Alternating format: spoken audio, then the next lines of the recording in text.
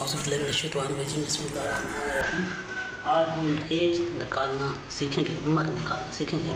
क्योंकि फार्म पे होता है कि यहाँ पर लिखने का कि उम्र कितनी हो गई, कितने साल हो गए। शायद ये लिखा हुआ होता है कि फलां तारीख तक जिसकी उम्र 20 साल से बढ़ गई, 25 से बढ़ गई तो वो अप्लाई नहीं कर सकता, या इससे कम उम्र वाले अप्लाई करें तो उम्र निकालना पड़ती है। तो हम ये देखते हैं कि एक उम्र इस तरह है कि अगर वो कि आपने अप्लाई करना है 20 जुलाई 2026 तक। वो कहते हैं कि इस तारीख को आपकी उम्र कितनी हो, आपकी एज कितनी हो। बाकी लोग कहते हैं 25 साल हो, जिससे कम हो तो आप अप्लाई कर सकते हैं। तो अब आप देखेंगे कि इसको आपकी उम्र 25 साल से कम है कि नहीं। तो पहले आप ये देखेंगे कि आपकी तारीख पैदाइश क्या है। ये मौजूदा ये हदफ है टारगेट उम्र का, और आपकी तारीख पैदाइश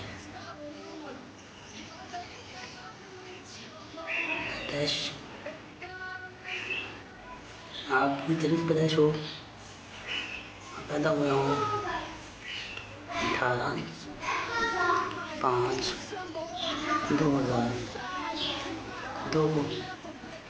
तो अब आपने ये देखना है कि क्या आपकी उम्र 25 साल से कम है या ज़्यादा है, ये आपने निकालना है। तो पहले आप देखेंगे मौजूदा उम्र, मौजूदा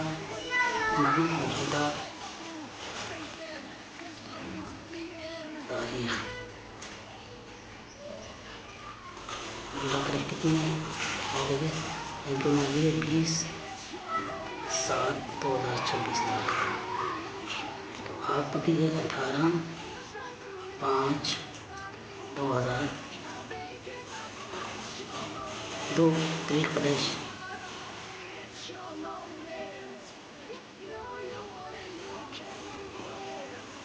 अब आपने निकालनी है। तो इसका निकालने का सही तरीका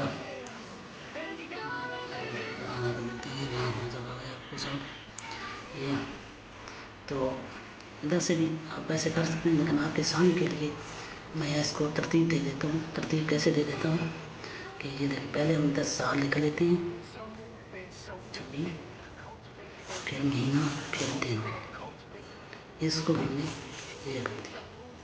फिर इसका भी से 2002, 5 और 18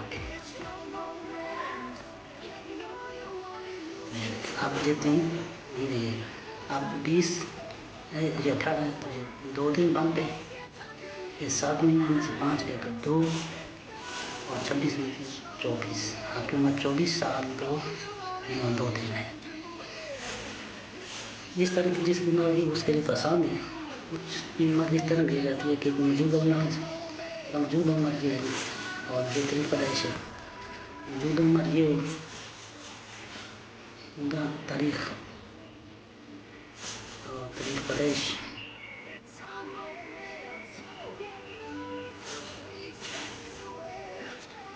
एक बच्चे की तरीके हो उसमें आसानी से निकाल लेना, या दूसरे बच्चे की उम्र इस तरह हो, तारीख पैदाइश दूसरे की ये हो, दूसरा ये बच्चा होगा, दूसरे की तारीख पैदाइश ये हो